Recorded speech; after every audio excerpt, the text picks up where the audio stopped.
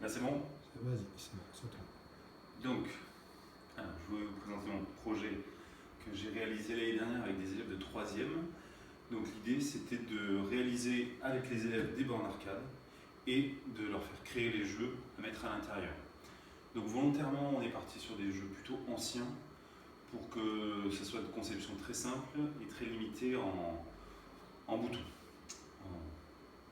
Donc l'idée c'était de développer ces jeux entièrement sous Scratch. Donc Scratch est un logiciel très simple d'utilisation, très visuel, programmation par bloc.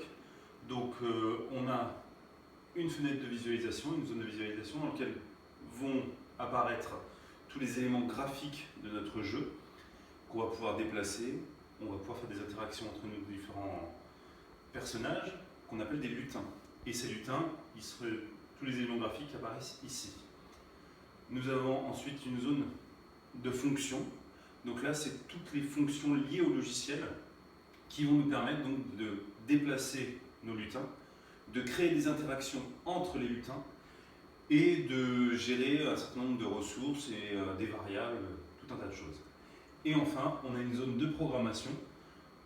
Donc ces fonctions vont être mises dans cette zone de programmation donc pour créer véritablement les programmes, le code de chacun des éléments de notre jeu.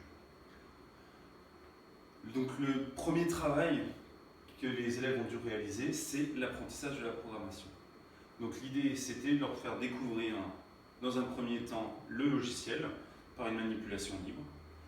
Dans un second temps, leur faire programmer un jeu pas à pas. Donc là, l'idée, c'était de faire programmer, par exemple, Space Invaders ou Arkanoid, donc un simple casse-brique ou un jeu où il faut détruire donc, tous les aliens, toujours en été rétro gaming. Donc le travail tel qu'il s'est organisé avec les élèves, ça a été d'abord rédaction de l'analyse fonctionnelle. C'est-à-dire que les élèves devaient décrire très précisément leur jeu. La description la plus complète pour essayer de n'oublier absolument rien dans la phase de programmation. Donc typiquement, si un monstre touche un autre monstre, alors je dois faire ça, sinon je fais autre chose. Dans un deuxième temps, ils ont réalisé tous les graphismes, ils ont créé leur jeu, et enfin, ils ont terminé par une présentation de leur jeu en fin d'année. Alors les conclusions de cette action menée l'année dernière, les difficultés rencontrées, c'est que cette analyse fonctionnelle est indispensable. Il y a des élèves qui ont estimé que ce n'était pas important, et au moment de la programmation, ils se rendaient compte qu'ils oubliaient des choses, et le simple petit élément qu'ils pouvaient rajouter parfois remettait en cause la programmation complète de tous les éléments graphiques de leur jeu. Donc beaucoup de perte de temps.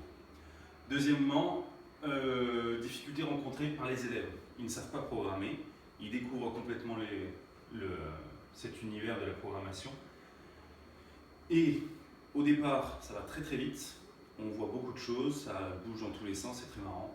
Et puis quand on commence à affiner le jeu, ça bouge de moins en moins et on commence à aborder une phase qui est un peu déceptive, c'est-à-dire que le projet commence à s'étaler en longueur et les élèves peuvent se démotiver.